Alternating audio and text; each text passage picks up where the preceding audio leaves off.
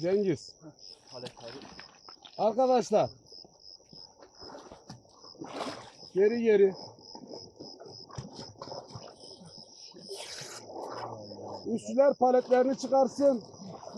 Sırt üstü çevirin. Yavaş yavaş gelin. Bana doğru gelin arkadaşlar. Set ya burada. Bana doğru. Burayı açalım. Yolu açalım. Olmasın.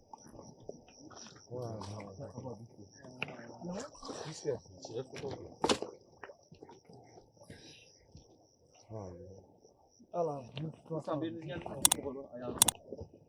Sağ olsun.